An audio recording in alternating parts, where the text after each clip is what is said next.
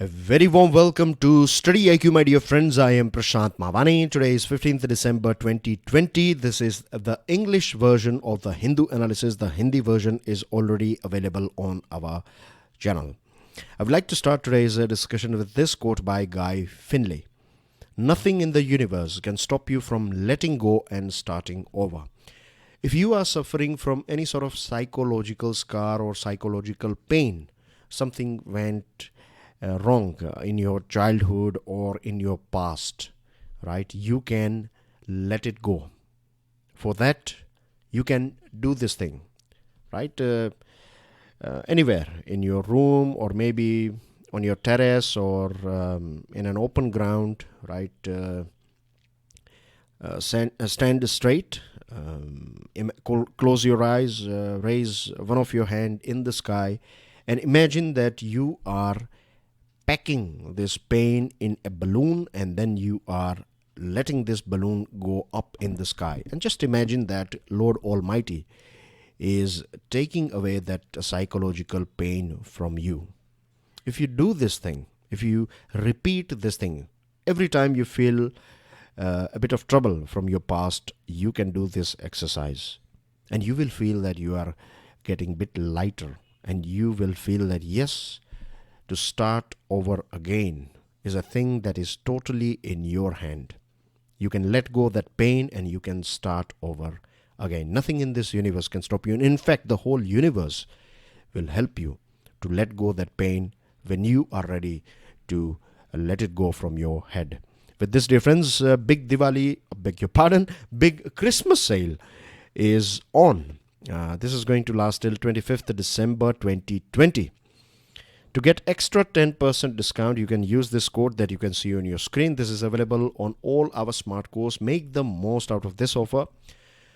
Now, I do read all the comments that I receive from my dear students, and one of you, a regular student, has sent me this request from last 2 days that I should give a brief. I used to give you a brief about all the articles that we were going to go through. Now, the reason why I have stopped it is because we go through all the articles anyways, isn't it? So I thought and I believe that this was a futile exercise because we are going to go through the article. So there is no point for me to give you a brief about what we have in the articles in a given day. So this is the reason why I have stopped it. So I hope you are okay with it. I believe you have got your answer.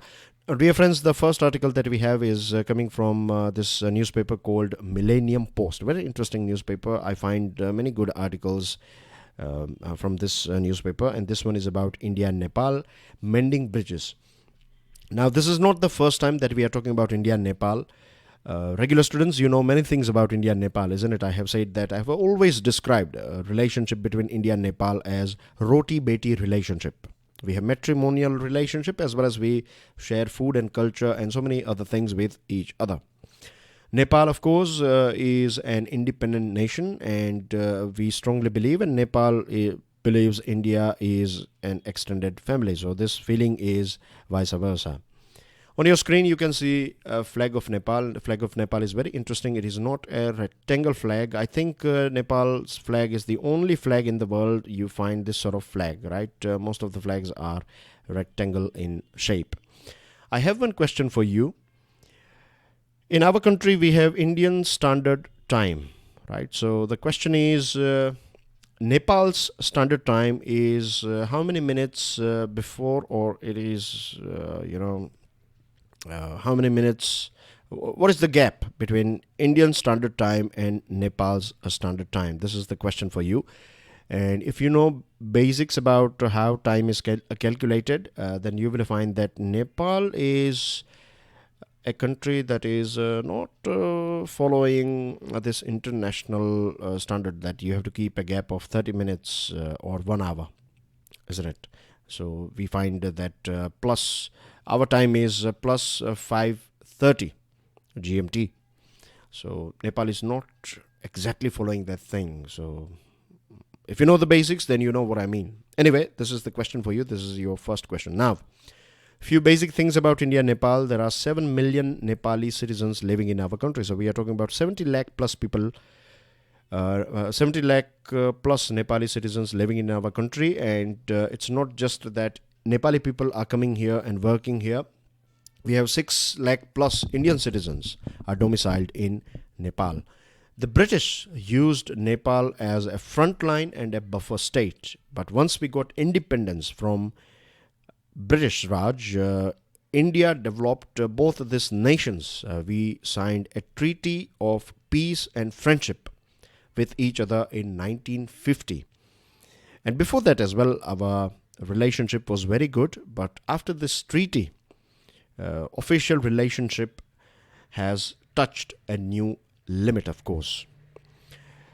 This Friendship and Peace Treaty provided free movement to nationals of both countries beyond each other's geographical borders, along with many other mutual benefits.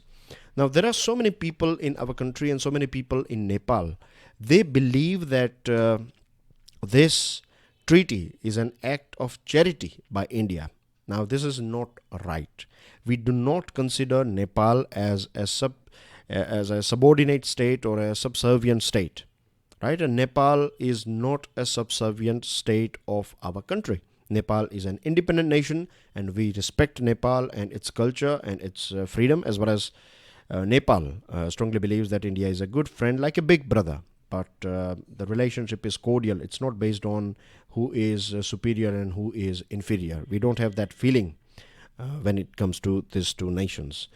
And we know it very well. I'm sure you know this fact, but still I would like to highlight it here that Nepal is a neighboring nation. So geographically it is going to be there always, right? We cannot change geography, as they say.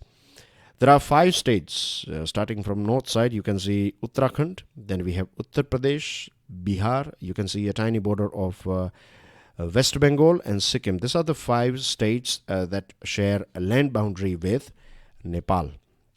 In recent past, we have observed that a relationship between Nepal and India have gone through some sort of turbulence because of this Kala Pani issue. If you go through Sugoli Treaty that was signed between Nepal and British India back in 1816, Sugoli Treaty identified Kali River as Nepal's boundary with India. Nepal claims that the river to the Kalapani's west is the main Kali, and thus Nepal has territorial rights to it. And India holds that the ridgeline to Kalapani's east is the border. Thus Kalapani falls within its territory. So Nepal's parliament came out with a new map, and we are in fact already going through this LSC issue with China. On the other side, we saw this new issue popping up. So it was a very rough time rough phase as far as this relationship is concerned. And in recent past, we saw this visit of our Army Chief to Nepal. Army Chief General Narwane visited Nepal, and then few weeks ago, we saw our Foreign Secretary visiting Nepal. So these visits were, of course, to repair this damage or cement the cracks that we found in the recent past as far as this bilateral relationship is concerned. Most distressingly, however, there are voices in Nepal calling it an encroachment. This treaty, many people, they call this Treaty of Peace and Friendship as an encroachment of its sovereignty and an unwelcome extension of Indian influence. This is, of course, not right, as I have just explained that we don't treat Nepal as a subservient state. One more thing that I would like to highlight here is that it was reported when this whole Nepal-India cartographic issue was going on. At that point of time, it was highlighted in various different newspapers and articles and editorials that China's envoy, China's ambassador to Nepal, conducted a meeting between various different political parties of Nepal. So this was a clear interference of China into Nepal's domestic politics. But after this visit, we can see this article is reporting us that Prime Minister Oli asked the Chinese envoy to refrain from interfering in domestic affairs of Nepal and strengthening nefarious linkages with the ruling Nepal Communist Party.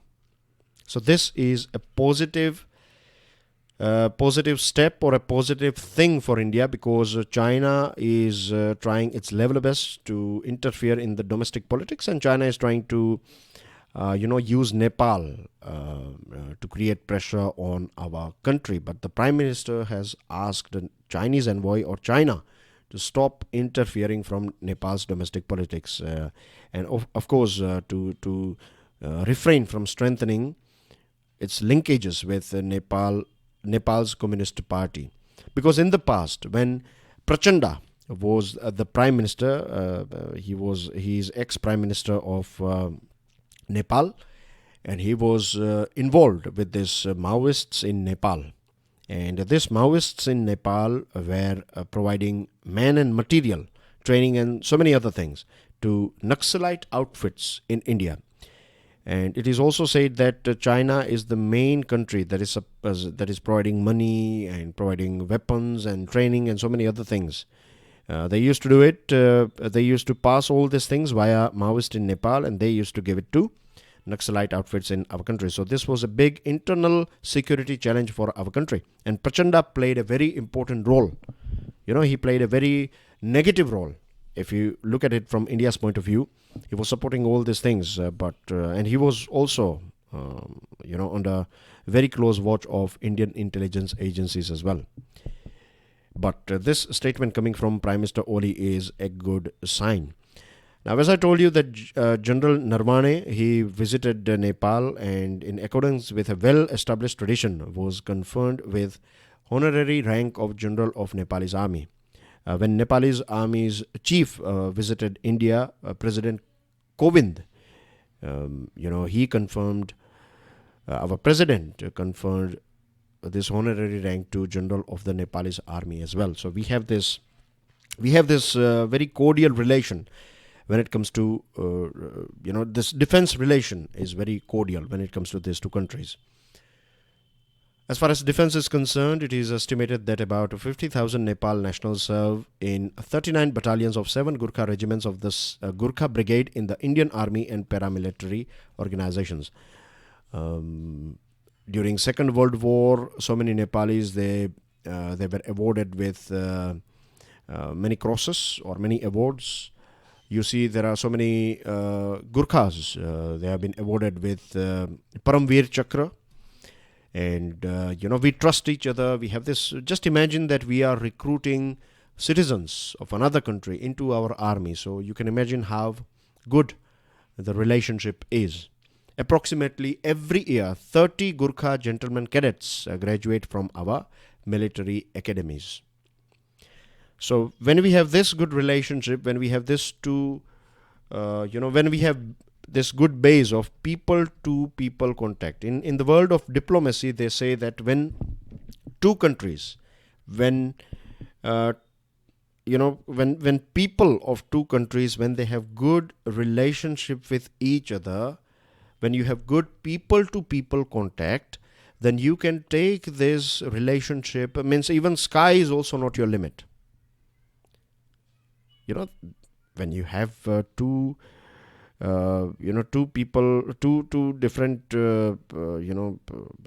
different countries and their people, if they have good cordial relation, good friendly relationship with each other, then it becomes very easier for politicians to develop official relationship, and you can invest in education, in trade, and so many other things. So we are lucky that we have this good people-to-people contact between people of Nepal and India.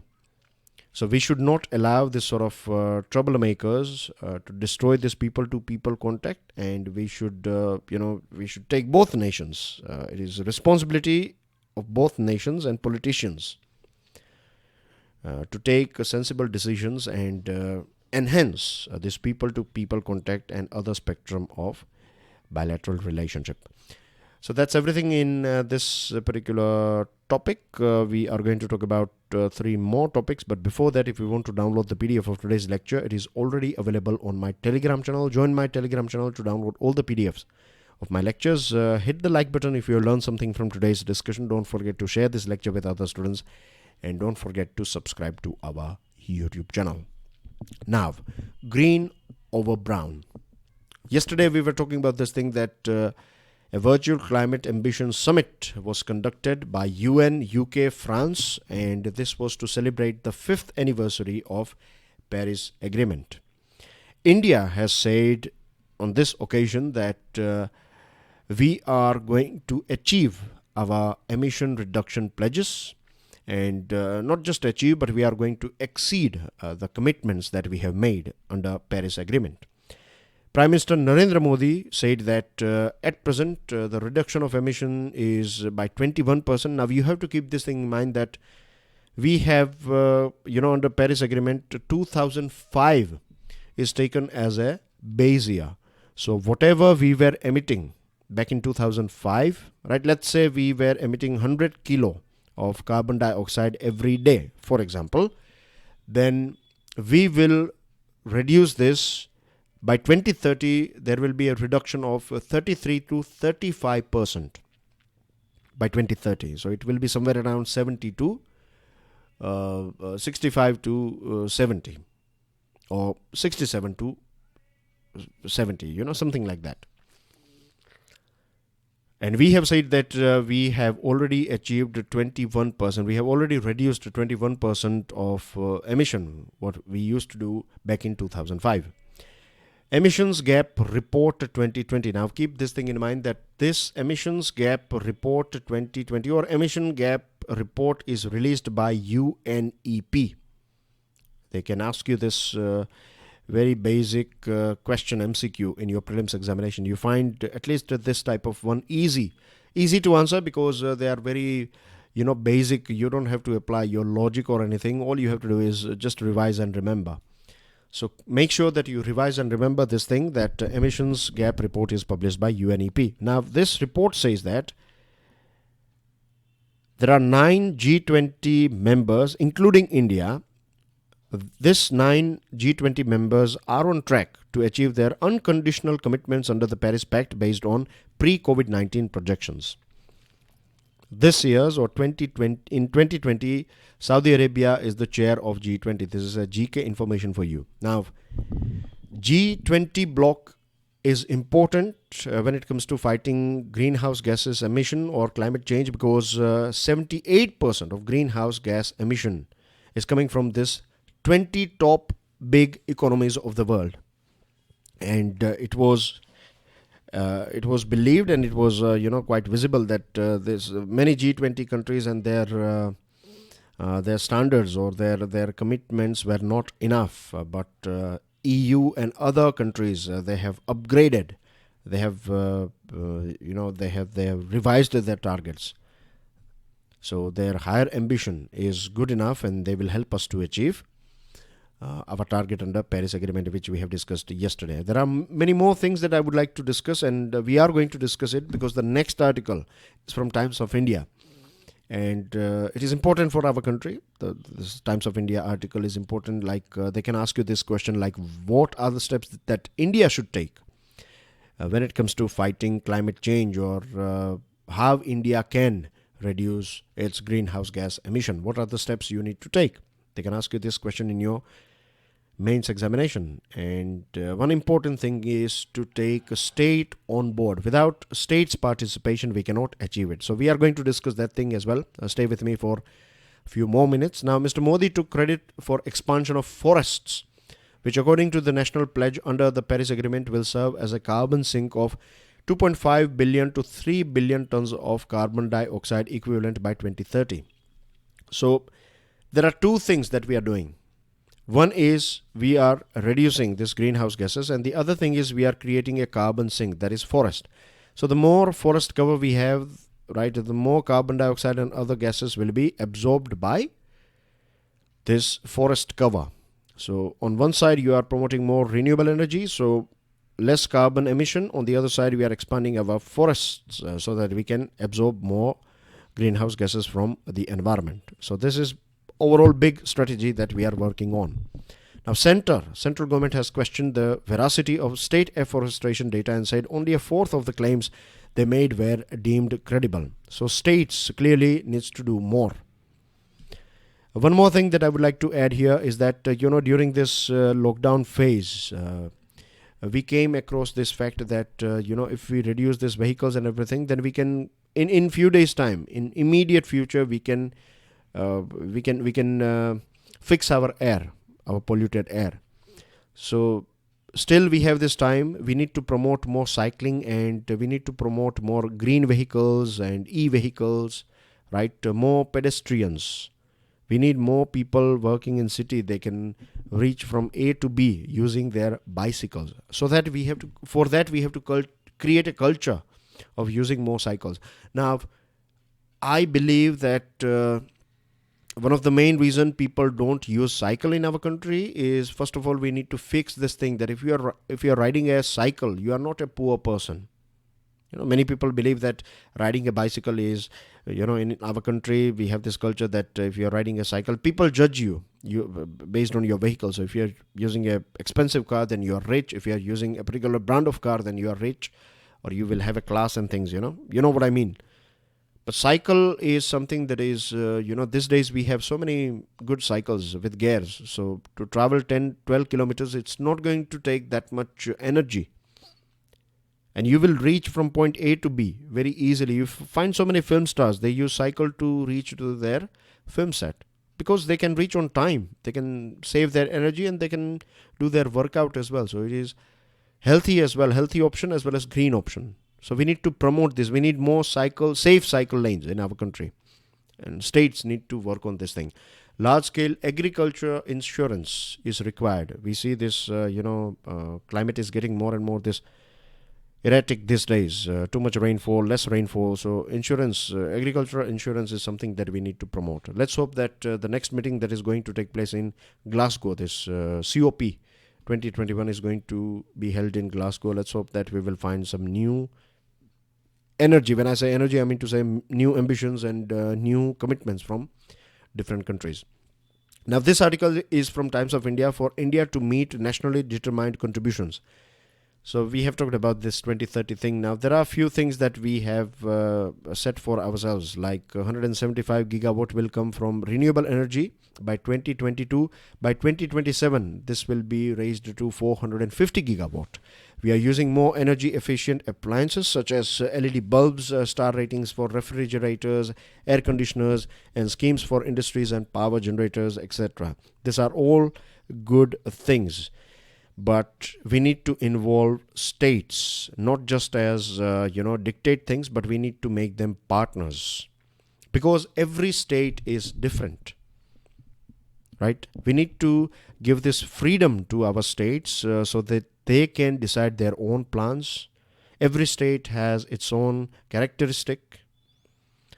There are a few things, like when it comes to mining and distribution, it is totally under control of central government. When it comes to forests, when it comes to land use, power, transport, agriculture, few of them are under state lists, few of them are under concurrent list. So clearly this is first point, right, through which we can say that we have central list, state list, concurrent list, and there are so many items, right? Some of them are here, some of them are here, some of them are here, and all of them are important for this fight against climate change.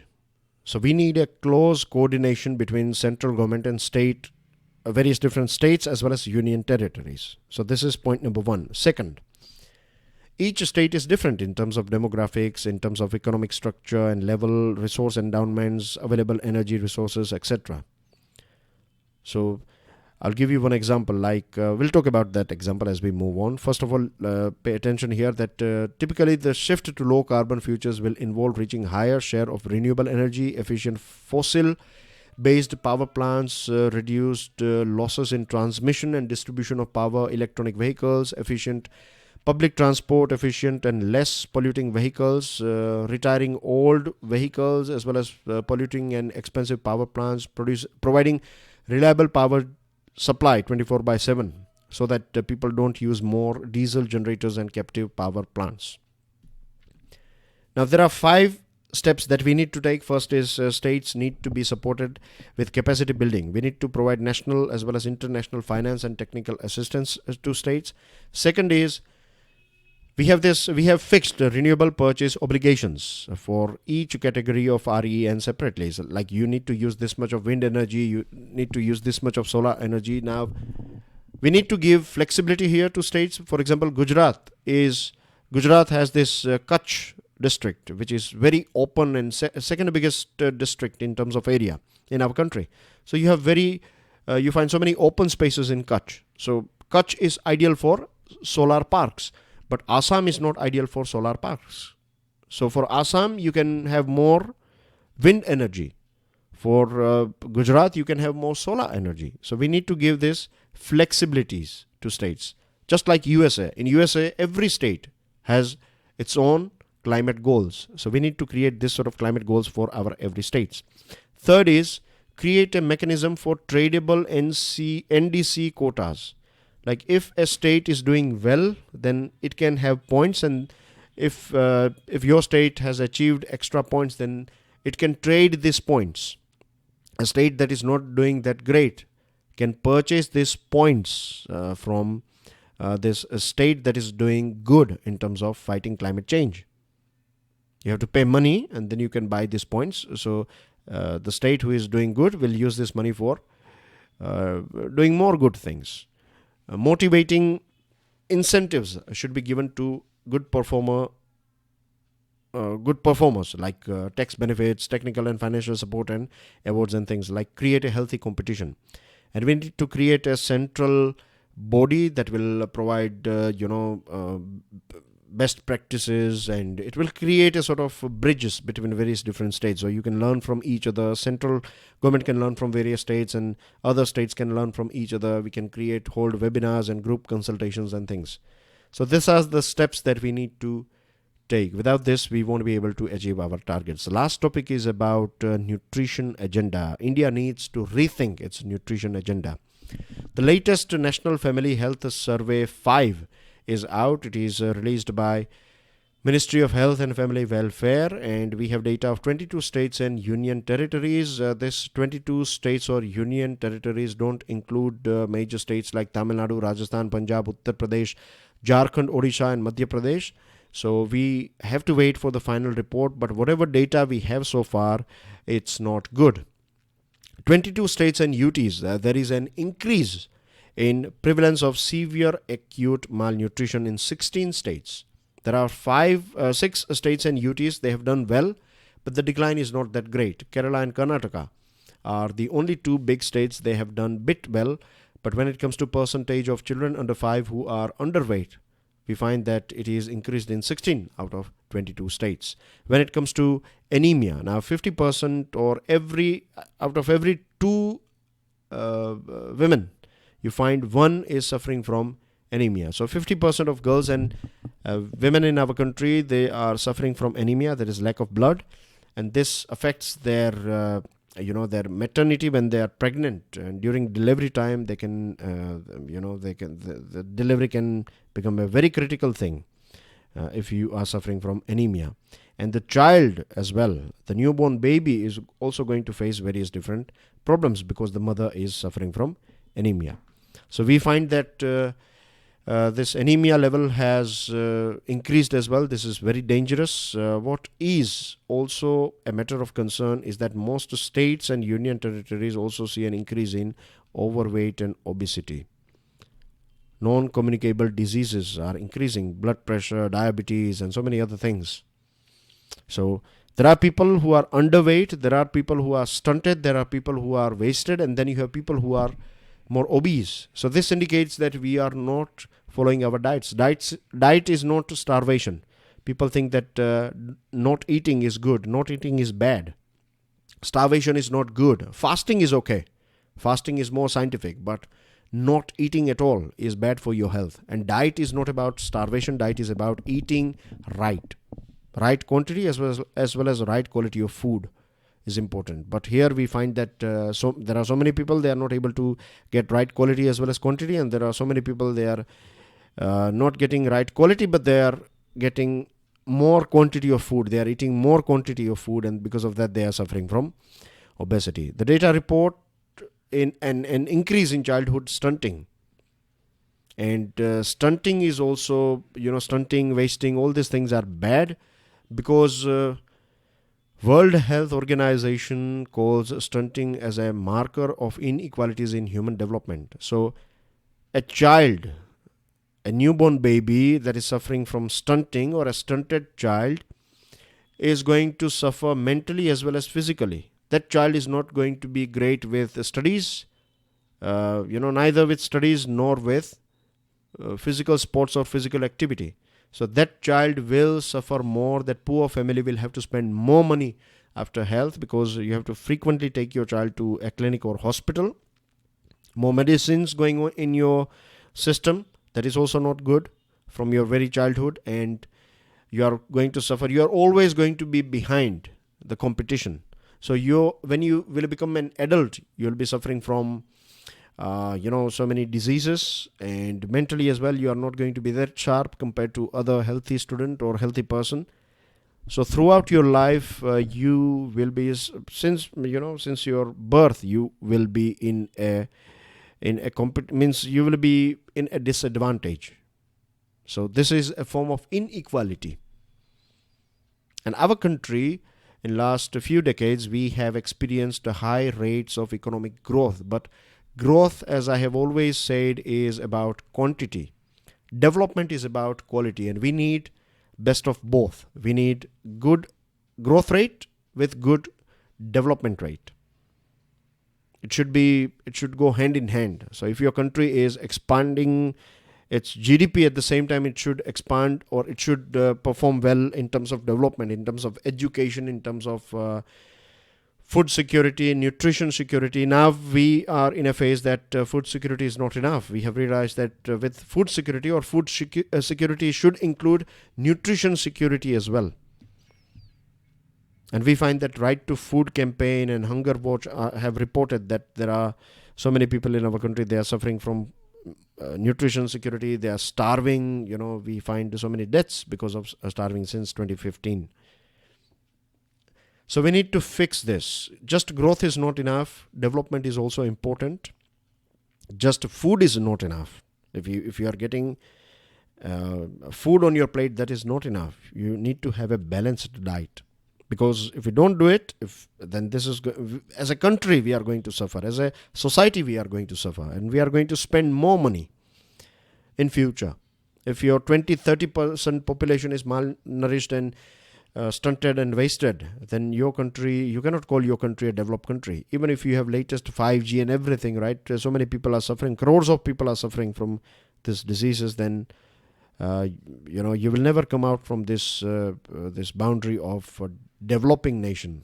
If you want to become a developed country, we have to work on this thing from today itself. So these are a few ideas and things that we find in this article, and that's everything as far as today's discussion is concerned. These are a few news items. See this one: 30 gigawatt solar and wind energy was inaugurated. The foundation stone was laid by our Prime Minister. This one is an important news item.